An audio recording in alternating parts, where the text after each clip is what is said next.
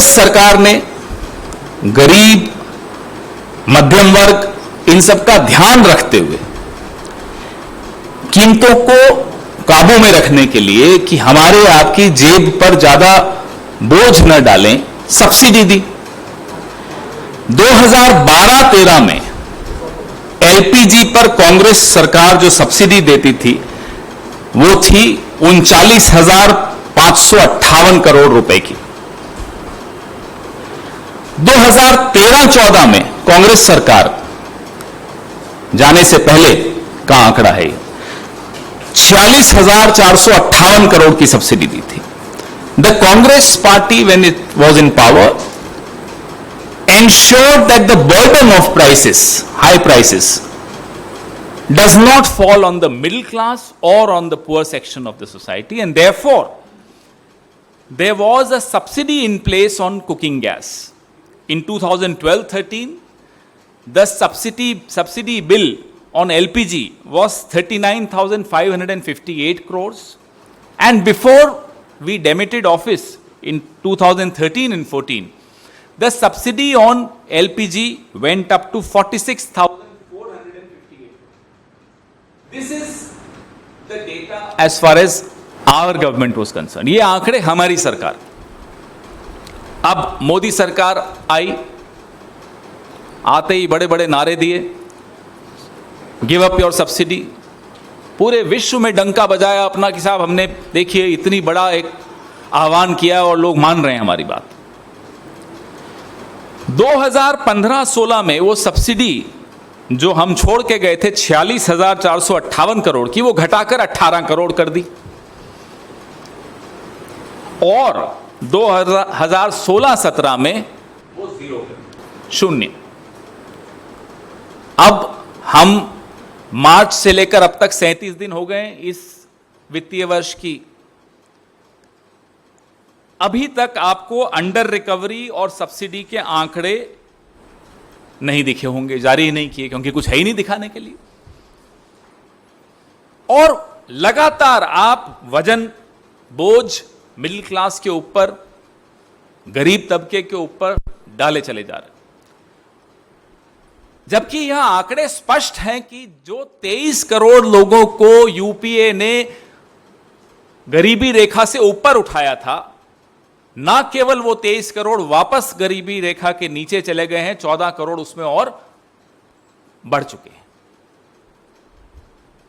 जबकि आपको मालूम है कि आपकी नीतियों के चलते आज घर चलाना मुश्किल हो गया है, ईएमआई देना मुश्किल हो गया है, यहां तक कि सब्जी, तरकारी, तेल खरीदना भी दूभर हो गया है। You are aware of the hardships that the people of India are facing. You are aware of the price rise. You are aware of the data, and it's not our data, it's the World Bank data. 23 million people were brought out of the BPL. Not only have those 23 million gone back under the BPL, you've added 14 million more. ऐसे में सरकार का दिल बड़ा होना चाहिए। बड़ा तो छोड़िए, यहां तो दिल ही नहीं दिख रहा। Governments are expected to show a large heart, especially when the people are facing such profound hardships. आप निरंतर पेट्रोल डीजल तो हम बताते ही रहते हैं आपको, निरंतर आप अब रसोई गैस में भी डाका डालने लग गए। हमारी यह मांग है कि 2014 में जो सिलेंडर 414 रुपए का, आज वो 999 रुपए 50 पैसे का आपने कर दिया, 585 रुपए 50 पैसे का आपने इसमें बढ़ोतरी की है पिछले 7 साल। कृपा करके जिस देश ने आपको इतना कुछ दिया उसको कुछ राहत दीजिए और ये रोल बैक कीजिए। 2014 के स्तर पर आप लाने की स्थिति में हैं, आप लाइए। या तो आपको सरकार चलाना आता नहीं है, या आप में से जिनको सरकार चलाना आता है आप उनको चुप रखते हो, उनकी बात नहीं सुनते। जो भी कारण हो, देश राहत की भीख मांग रहा है। शर्म आनी चाहिए ऐसी सरकार को जो विश्व में जा जाकर बोलती है कि हमको इतनी सीटें मिली, हमसे पहले ये था, हमसे पहले कुछ था ही नहीं हिंदुस्तान में। साहब, आपसे पहले हिंदुस्तान में इतनी बड़ी बेरोजगारी नहीं थी, इतनी महंगाई नहीं थी, इतनी त्राही त्राही नहीं थी जितनी अब आपकी वजह से हुई है। जितना जल्दी आप ये बात समझेंगे, देश को उतना ही जल्दी आप राहत दिला पाएंगे। ये तो मैंने आपको डोमेस्टिक यूज की 14.2 किलो के सिलेंडर्स की बात की। कमर्शियल की हालत आप जानते हैं क्या? कमर्शियल सिलेंडर भी अभी 1 मई को 104 रुपए बढ़ा दिया उस पर। तो आप लगातार चोट पहुंचा रहे हैं। You are attacking the every single household of the country, whether it's commercial gas. These are small businesses who are dependent on this. So it is a ripple effect on a lot of other prices. Either you have no understanding of how to run a country, how to govern a country. Of course, that's not even a question anymore. Everybody is watching the way you falter. But a country which has given you so much of recognition, 2 victories, you owe it to the country that when the country needs relief, you should be there to give that relief. Your questions, please. BJP इसे और ऐसे तमाम मुद्दों को छोटा दिखाना चाहती है, इसलिए वो अपने मुद्दे लेकर आती है।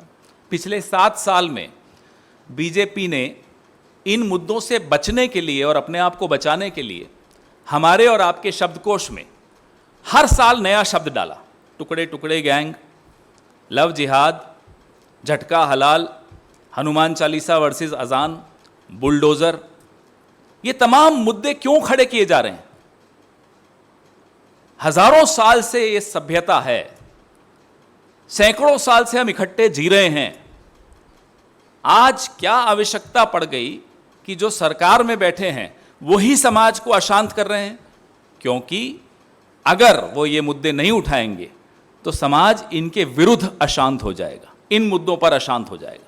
यह घबराहट, ये भय, ये डर मोदी जी को और संघ को मजबूर करता है कि वो मुझे और आपको लड़ाएं। गवर्नमेंट की तरफ से जब राहुल गांधी ने समय से पहले चेतला दिया था सरकार को कोविड पर, तब भी कोई रिएक्शन नहीं आया था। उल्टा रिएक्शन आया था कि हंसी उड़ाई गई थी राहुल गांधी की। अरे आपको क्या मालूम, कोई कोविड नाम की चीज ही नहीं है, यूं ही आप लोगों को डरा रहे हो। क्या हुआ? तो रिएक्शन तो छोड़िए, इनएक्शन जो भारत सरकार का रहा कोविड के दौरान, प्रथम वेव और द्वितीय वेव दोनों में, आज उसका नतीजा हम भुगत रहे हैं। हर परिवार में कोई ना कोई गया है, लोगों ने सफर किया है। मुंह नहीं दिखा सकते मोदी साहब अपने ही देश के लोगों को, अपनी ही प्रेस के मित्रों को। कोविड के मुद्दे पर यह चैलेंज है, हम चुनौती देते हैं। हमको तो आप पसंद नहीं करते, मत करिए। प्रेस के मित्रों के सामने बैठ जाइए, कोविड पे 5 सवालों के जवाब दे दीजिए, 5 छोड़िए 2 सवालों के जवाब दे दीजिए। मान जाएंगे कि मोदी जी का कुछ 56 इंच का सीना है। नहीं, हिम्मत नहीं है। तो जो दूसरे मित्र ने पूछा कि मुद्दा क्यों नहीं बीजेपी इसको मानती, महंगाई को, कोविड को भी मुद्दा नहीं मानती। कोविड होने से पहले भी कोविड को मुद्दा नहीं मान रहे थे, कोविड के दौरान भी ताली थाली करते हुए उस मुद्दे को छोटा बनाने की कोशिश कर रहे थे।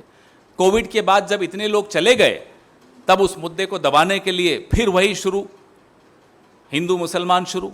इनका जो टर्फ है, इनका जो प्लेग्राउंड है, वो वही है। हम सड़कों पर कब नहीं दिखते आपको? मैं तो एक बात आज तक नहीं समझ में आती, हम आपको सड़कों के अलावा दिखते कहां हैं, ये बताइए। हमारे तमाम राज्यों की इकाइयां निरंतर सुबह से शाम तक यही मुद्दे उठाती हैं। आज मैंने ये ट्वीट किया कि 12 बजे मैं ये प्रेस वार्ता कर रहा हूं, मैंने विषय नहीं बताया था। मैं नीचे जवाब देख रहा था, किसी का जवाब आया, बड़ा सहानुभूतिपूर्वक उसने लिखा, जिसने भी लिखा, कि आप क्यों खून जला रहे हो, 2000 भी हो जाएंगे तो ये लोग तो, कुछ लोग तो अंधे हो गए, वो देंगे वोट। नहीं, बात वो नहीं। हम खून जलाएंगे, हम ये मुद्दे उठाएंगे। पूरा भरोसा है इस देश के लोगों पर हमको कि वो धर्मांध नहीं है, वो नफरत की आग में नहीं झुलसेंगे। यही मुद्दे हैं जिनके आधार पर एक जिम्मेदार राजनीतिक पार्टी को अपनी राजनीति करनी चाहिए। जो गैर जिम्मेदार हैं वो भले सरकार में हो, भले वो 303 सीटें लेकर आए हो, भले कई राज्यों में उनकी सरकारें आ गई हों, वो गैर जिम्मेदार हैं, वो देश के खिलाफ काम कर रहे हैं। यह बात पत्रकारों को समझ में आ गई है, मुझे मालूम है आ गई है, मजबूरियां होती हैं, कई बार आप नहीं दिखा पाते। जो चैनल्स पिछले 4 दिन से चला रहे थे, 65 दिन 65 घंटे 3 देश, बताए ना, 7 साल 585 रुपए, बताए ना, 45 साल का बेरोजगारी का रिकॉर्ड तोड़ा, फ्लैश करो ना। यह हम सब पर इस देश का कर्ज है, आप पर भी, मुझ पर भी, प्रणव भाई पर भी, हम सब पर यह कर्ज है। मोदी जी नहीं मानते होंगे, हम मानते हैं, इसलिए हम ये मुद्दे उठाएंगे, सड़कों पर हम हैं, लगातार हैं।